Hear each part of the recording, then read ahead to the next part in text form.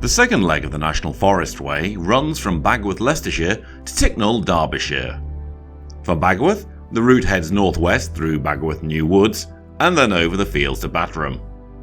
Then it's north through Battram and Workers Woods and across the fields to Ellistown. A couple of fields later, the route dips into Donnington le Heath before following a challenging route west through the field to the Sence Valley Forest Park. Taking the cinder path through the park, the route briefly emerges along Heather Lane, then heads west through the Diamond Jubilee Woods. Passing through very exclusive National Memorial Arboretum, the route tracks over the fields to nearby Packinton. Then, it's a trackway over the A42 road and then some fields to meet and pass through Ashby de la Zouche. Taking a diversion through Ashby due to a closed pathway, and then the route heads under the A511, heading north along a long stretch through Park Pale Woods and across farmland to reach Heath End. Then it's up through the Dimminsdale Nature Reserve and into Derbyshire, and then up along the roads through Calke. Finally, the route loops around the Calke Park Nature Reserve before heading up and out of the park to finish up in Ticknall. So, welcome back to part 2 of the National Forest Way. Now, I'm going to have a little bit of deja vu for the first 4 or 5 miles as I set off last week to do this route, and, well, things went a bit wrong. I got quite lost, took a wrong turn in Coalville, and then I managed to slash my hand open on a bramble. It was more cosmetic than anything, but I decided, with my hand covered in blood and totally off route, I just called it a day at that point and thought, right, I'll come back this week and do it again. So, here we are in Bagworth, setting off again. Now, it is noticeably muddier than when I did this last week. We've got a little bit of rise here. Then at the top of this, fantastic view, and then quite a steep hill down. Hoping today, apart from not to get lost, that there won't be quite so many hills as the first part of this route. But as always, certainly after the first 4 or 5 miles, I'll have to find out what the route's like then. I'll give you a shout out when we get to the bit where I got lost.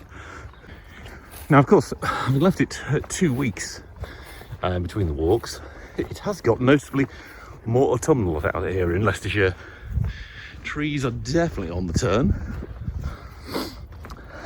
It's also been a lot wetter in the last few days again. Oh, giant slug there on the path. I'll spare you that. But I do remember this lovely hill. Got my walking stick ready just in case I start slithering down it. If I do, of course, I'll try and keep the footage going. Nothing else, it'll make for a great outtake.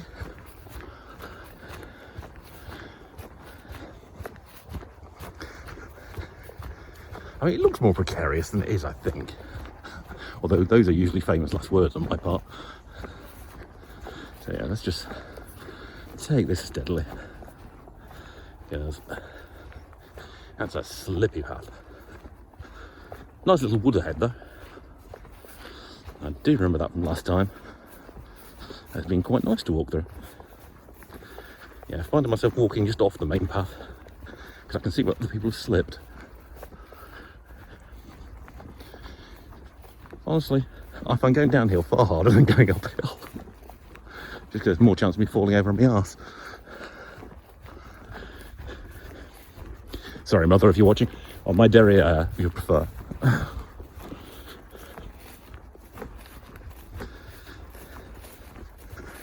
There we are. Steepish hill, successfully navigated. And now into the slightly scotchy forest. Oh yes, with the slightly superfluous gate. Right, on we go. Now the good news is the way ahead is clear. The bad news is it's clearly across this great big freshly ploughed, or relatively freshly ploughed, muddy field. Oh yes, that's a little bit uphill too.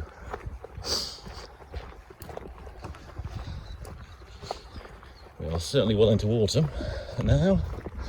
So this is going to be a more regular feature than walking across fields of crop.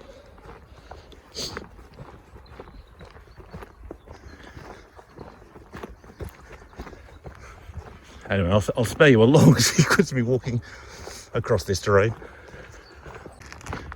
Just walking through a nice bit of reforestation that's going on here as we approach the small village of Battram. Now, it's probably not pronounced Battram, and my apologies to the locals, but that's what it looks like when you read it on the map.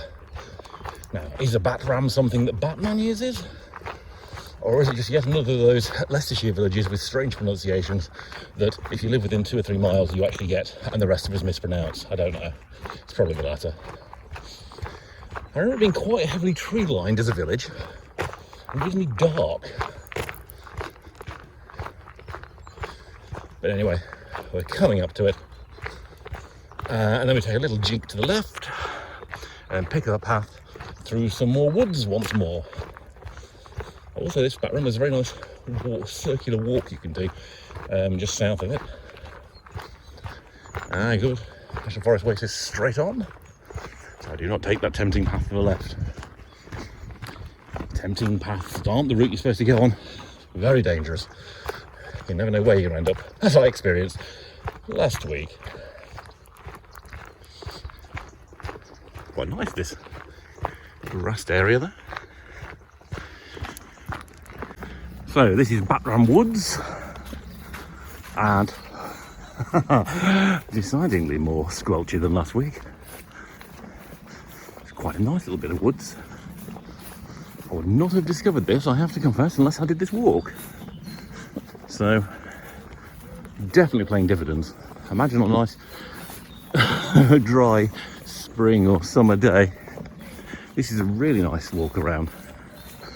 Admittedly, on a rather damp, awesome day, it's perhaps more professional hiker territory than a casual walker.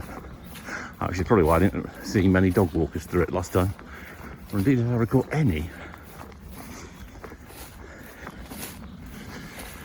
But those are the signs up ahead, and I know from last time, it's very useful, this foreknowledge, that I know that's the route I have to go. Still in the same woods, and oh look, this is actually the path. A nice, slippery slope to climb up. Yeah, that was as hard as it looked. Oh, I'm sure scrambling on my hands and knees up that one. I don't know why many people do that one. That was modestly easier last time. It wasn't quite as wet.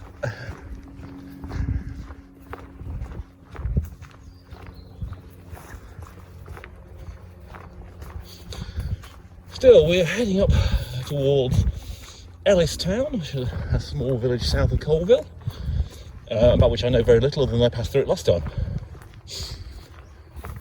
Only modern estates, I seem to remember, or at least the bits I went through, and then out the far side. I was about to say it involved a bit of street walking, but that's obviously not the right word to use here. A bit of walking through the streets of the village. It's probably more accurate.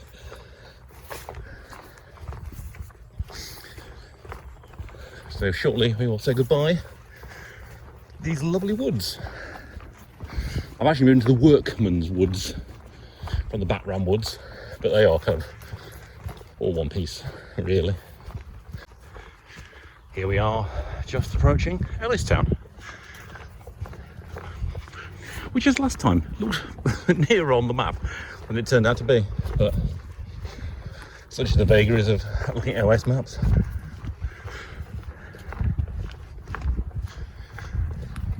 So yes, as before, have to come through here and go right, and go down a street, take a little left around a little back path, and then we're back out into the fields. So, not too long a sojourn through here.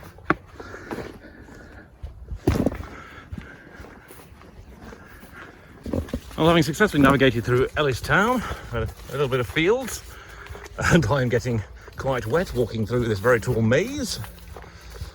We're about to pass over an abandoned railway line, and that is, well, It says Hugglescote on the map, but it's clearly, these days, more of a suburb of Coalville. It's quite a nice little suburb. But yeah, it does directly abut Coalville itself. Ah, there it is. There's your abandoned train line down there. Now this is about the point where I went spectacularly wrong last time, because I'm going to go up that road a little way, about to where you can see the curve, take a left, go down the street a short way, and then there should be a footpath that kind of brings me back across this bit. Now I can't find the footpath this time. I'm going to have to turn around and cut back down this road and take an alternative route to join onto the bit I want to find, because I don't want to go as wrong as I did last time. Well, I'm a happy camper again. I managed to find the first turn off, which is good. There was a bit further on this route where I went wrong as well, so I'd rejoined it. But yeah, last time there was a big Severn Trent van right in front of the gate I needed to go through, so it was a bit confusing. So I would say that's no through there. Oh, that's special.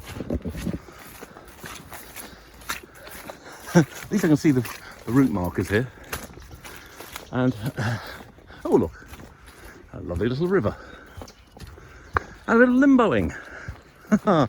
Always good to have a tree to limbo under on the route.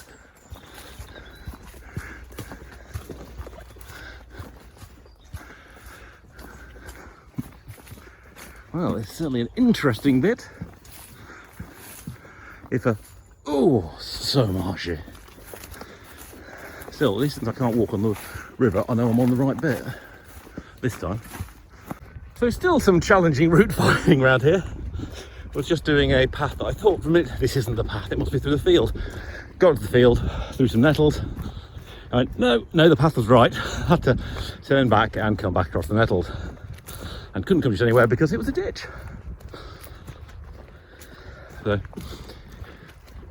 now I can see a post ahead of me here at this field, and I think I know where I am on the map again. It's the only problem with this little bit on the south-west side of Coalville. It's right on the corner and the crease of a map, which makes it tricky to navigate for sure. Now on the other hand, I also met some other nice hikers heading the other way, dressed in trainers. Just before I got to the horrible squelch, I'd have to come through the horrible squelchy bit. Did warn them, but they carried on. So if you hear of two hikers lost in mud, could be them. I'd say though, views are quite nice through this bit. But I'm also having an advantage. A runner came past me and I'm following them because they clearly know the route. Also, it makes sense with the map. Probably can't see them, but they are already half a field ahead of me. Well, I took a bit of guesswork and coming out one field too early, but I have now found the correct entrance to Sence Valley Country Park, which was the other place I went wrong last time, and spectacularly so. So I'm hoping, by very carefully following the map and the trail, which should just go straight pretty much all the way through to the far side, which is what I couldn't find last time, because there's lots of new plantations in the way, I should be able to find my way through and out the other side to carry on this walk. I am beginning to wonder if I've crossed a county barrier, because the signage in the last couple of miles definitely, once you're beyond Coalville, starts dropping off quite rapidly in terms of accuracy and frequency. So yeah, so in the fields. It's okay when you actually find the right entrance signage. Anyway, onwards we go, and hopefully through this. Spotted the point at which I went spectacularly wrong last week and realised that I had been, for a brief while, back on the right route. But then had decided, because I'd got my directions twisted around, to head completely in the wrong direction, and ended up heading south to the very nice village of Heather, which the route goes, well, it's about 2 miles away from a mile and a half, silly. It's nice, very friendly people there, but it's not on the forest way. So yep, managed to escape from the park. Then there was a half a mile, it felt like, probably was less than that, down a fairly busy side road. That wasn't much fun. And then we're back into the fields. You can see, nicely ploughed, muddy terrain again.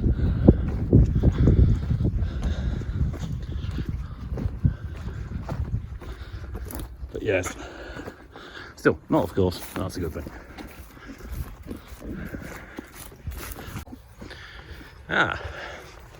Diamond Jubilee Woods. Surely we're all about the Platinum Jubilee now, or beyond that.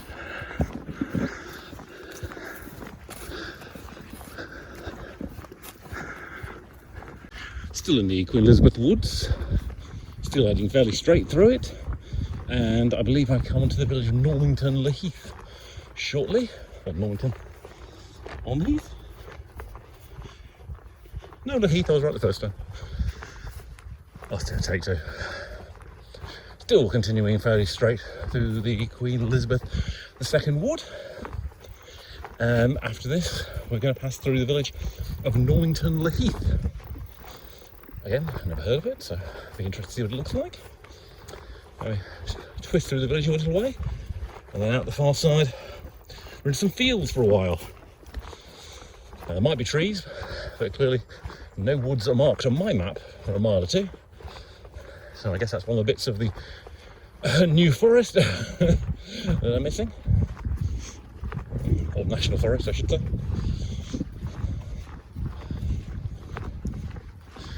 Looks like the signs indicate the end of the woods. So we're back onto the route markers now for definite, but I think that means we're almost at the village.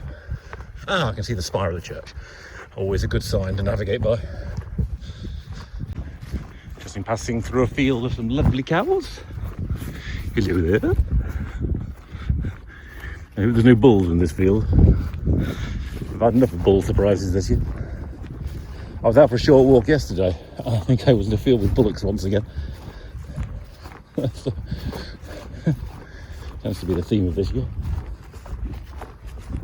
An interesting little enterprise over there with lots of polytunnels. Well, at least it might be across the fields, it might not be in forest. At least the route is clear to find at the moment. Definitely enjoying this more than version 1.0 of this walk. Just coming into the outskirts of Packinton, and I just noticed over there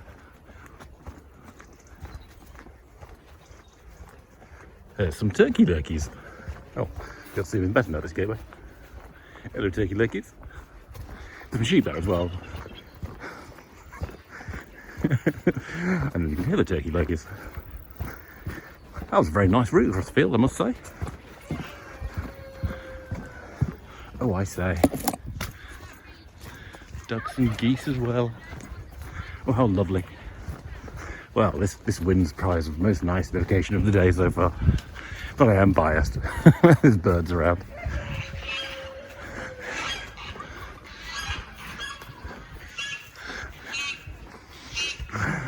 Very noisy birds. But we must press on. Can't stay and admire the gooses. But we would like to. Anyway, through here, a bit of street walking for a while again. Yes, I know. And then onwards into the countryside. So Packinton was very nice. Yes, I can happily move there. And now pass through the churchyard and onto a track that runs over the A42, I believe. And then we have to traverse Ashby de la Zouch. De la Zouch, I know. Write in, tell me how I should be pronouncing that. For a mile or so. Yeah, fair bit of north travel on this bit of the route. It's a very strange curly route, the National Forest Way. Up and down, up and down. Still, this at least bit is at least easy to follow. I'm a bit concerned, I can see specks of water rippling there, so we've got a tiny bit of rain. Maybe we have. It's not forecast for today. Honestly, the A42 back there, that was louder when I walked over the M1. This is Saturday morning as well. Anyway, those buildings over there, that's the southern edge of Ashby we're heading up to. Like I say, aside from the very loud road, only a field away, not a bad route round here. Very well signposted still. It's quite marshy though. There was one field I passed a mile or two back where the field was fine until you got towards the last sort of quarter of it, and then it was full of water and there was certainly no way around it, so more or less swum across that bit, figuratively speaking. So, Ashby de la Zouch, all the charm of Loughborough without the charm. I've never really warmed to it as a location, I have to say. And so far today, nothing I'm seeing as I'm walking through it is really changing my mind much.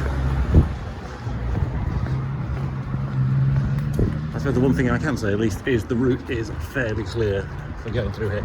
It's not signposted, but it's at least fairly obvious the streets are big and wide. What forest there is along here, by the way, is all locked away outside in people's gardens and private preserves. So, yeah, I suspect Ashby's just one of the things you've got to get through on this route. And we continue. Oh, that is actually a park. But sadly, not a park we're walking through. Love the straw thing on the roof of that over there. Cabana or whatever. I spoke too soon there. The route I actually wanted to take is officially closed for 12 weeks at the moment. I had a footpath closed before, like that road, yes. It's actually just over that way. So I've got to go half a mile further along this very noisy road before I can pick up the footpath again. Oh, Ashby, you're not doing anything to win me back in your heart, are you?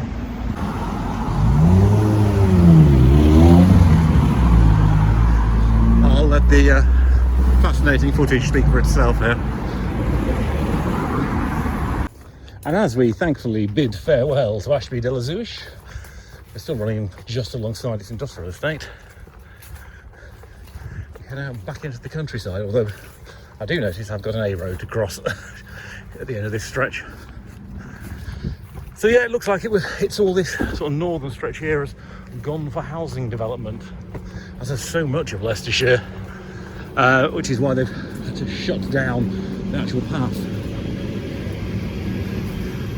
So for not that charming town already, it's got a lot of new estates on it, and with a very hectic centre, yeah, I wouldn't recommend moving there if I were you. Unless you like big towns, I guess. I don't.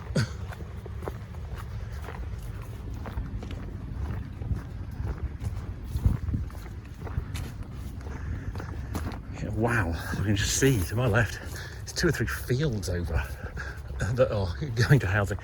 I'm definitely glad to be doing this now and not in a few years, because you'll just be walking through a corridor of houses here, which will make the Ashby de la Zouch stretch of the National Forest Way a bit of a joke. You'll just do 2 miles of town. What an exciting walk in the countryside that will be. Anyway, we are now officially into the second 10 miles of today's walk, or as it otherwise known, over halfway. I think that is the end of any big towns we walk through. Can't say I'm sorry. Wow, look at the view ahead. There is lots of forest ahead of us. So the hell of walking out of Ashby was worth it. And actually, to be honest, the corridor out of Ashby for the last mile has been through woodland. So that's been good.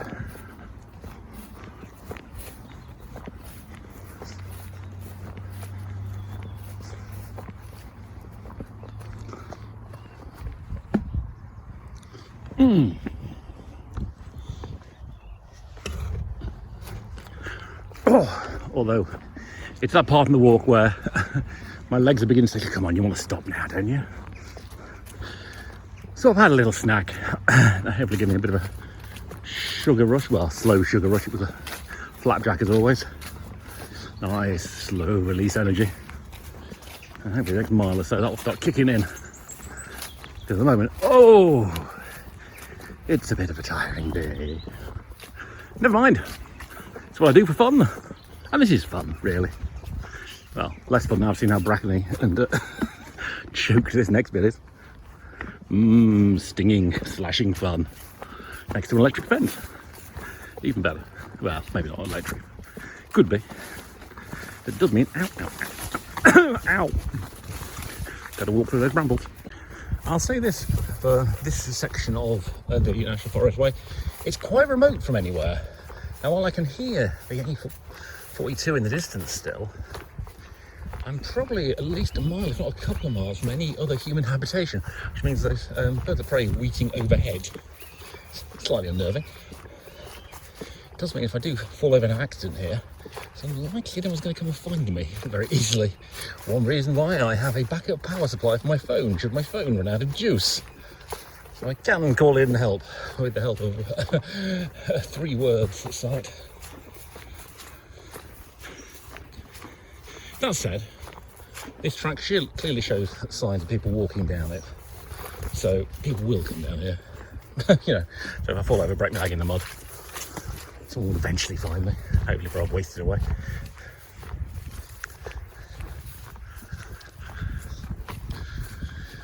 It's quite nice. Oh, lots of oak trees here. It's very different kind of forests from the ones earlier on, like near Battram.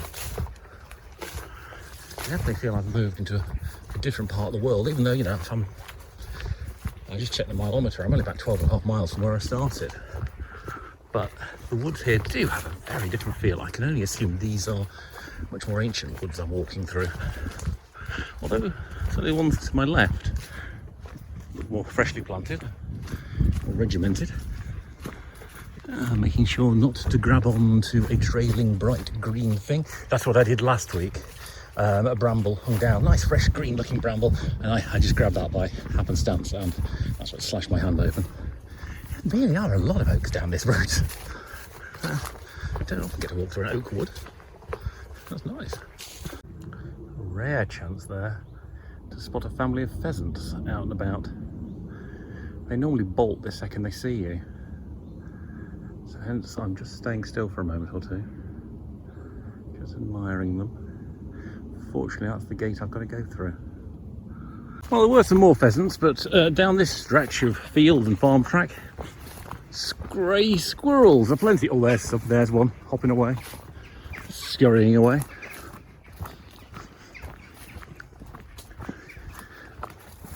So yeah, nice and rural.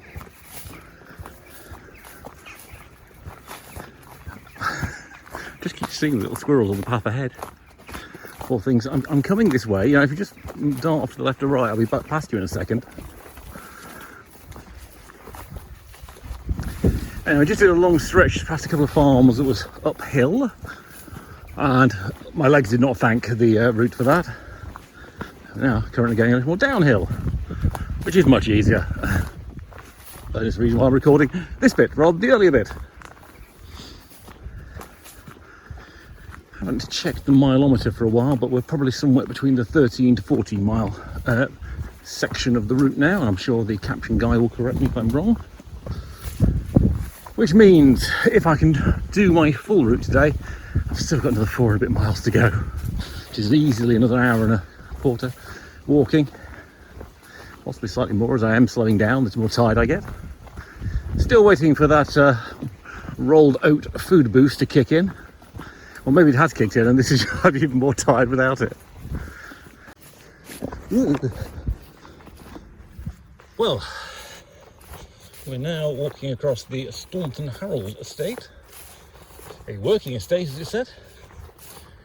Which I hope is going to be well signposted because it's a bit Heath Robinson, the layout. It's also a bit trippy underfoot. Shortly before I did this slip bit, I nearly fell over. And it's very difficult to work out on the map exactly where to go, so I'm hoping for lots of signposts. Yes, those of you who've watched my early videos know I might be hoping in vain. Fingers crossed. all the same.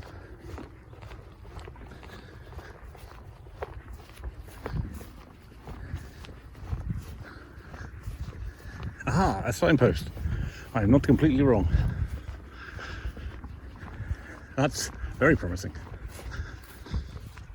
Had a few moments ago where the forest trail allegedly diverted from the Ivanhoe Trail for about 100 yards, which I just ignored and went the most direct route.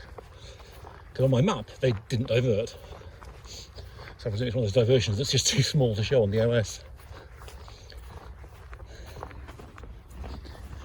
Now this certainly is what you think of when you think of National Forest, isn't it? Look at those lovely trees. I wasn't going to film again so soon, but it's a rarity on a route. It's a staircase. I must say, this area is very well looked after.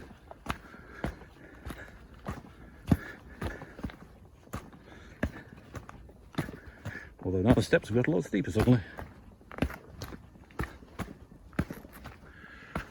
Oh. And of course, you come down in the valley, and there's steps on the far side to go up as well. Oh, I might have been hopeful there that we were going to just be down and that would be it.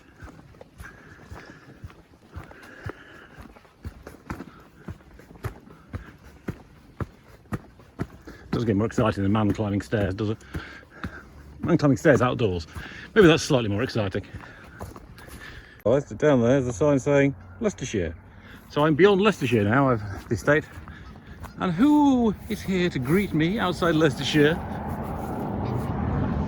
but a flock of gooses who are going away at a high rate of knots. Wow, there are a lot of you guys there. Well, thank you for greeting me into this new county, which I'm not sure which county I'm in now. I don't think we're in Shropshire yet. I must be in Derbyshire. Anyway, up this road now towards Calke. Of course, what I've forgotten about Calke Abbey is it's a huge tourist attraction. I think it's a National Trust place. I think I went there many years ago myself.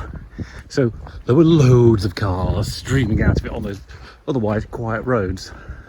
It's nice down here because now you've got the people who are refusing to pay to park, or just parking nearby and taking the risk. But we basically go up here until we meet the river, and we head westwards and then sort of twist our way through the park up to Ticknall. Again, trying to avoid being run over by grockles driving past.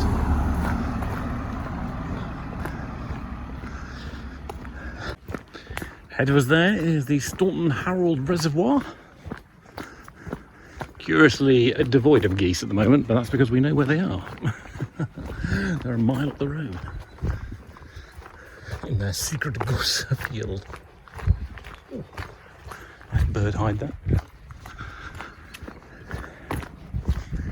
I must say, as end of routes go, this is rather a spectacular way to finish the second bit of the forest way, which I have to confess I've enjoyed a whole lot more than the first round, and certainly more than last week when I got lost. For an area that's quite heavy in tourists today, Calke Abbey is so much nicer than Bradgate Park. Now that's possibly because there's a lot more tree cover, and I always like that. There's more waterfowl. There are some deer as well. Can't get up as close as you can in Bradgate Park, I suppose. It's just an overall nicer experience for the hiker. Now, if you've enjoyed today's walk as much as I have, why not pop me that like, ring that bell. If you've really enjoyed it, hey, subscribe to catch all of my hiking adventures.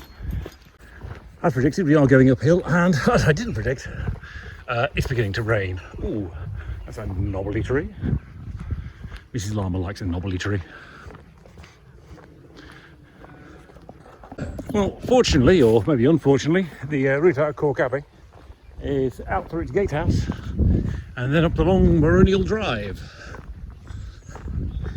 It is now officially spitting with rain, which makes me doubly glad that there's just about half a mile left to go in this route, and then we're into Ticknall, where I have arranged for Mrs. Llama to collect me. And Mrs. Llama, being Mrs. Llama, will probably end up turning up at the church, which is nowhere near the route, but she'll always does that as a force of habit. So we'll have the usual comedy of errors as I try to direct her to where I've actually stopped. As Ticknall's quite a long village, I am not going to be walking any further than I have to at that point. Oh, here we are in Ticknall, and I'm just coming up to where the village hall is because it has a public car park. Hasn't stopped raining. Thankfully, it hasn't got any heavier. Now, I'm wondering if Mrs. Llama remembers about the car park there. Exactly what she'll see.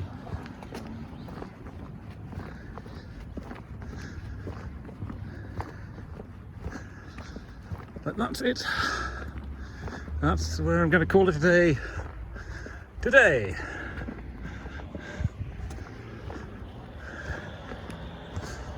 The sign of the National Forest Way.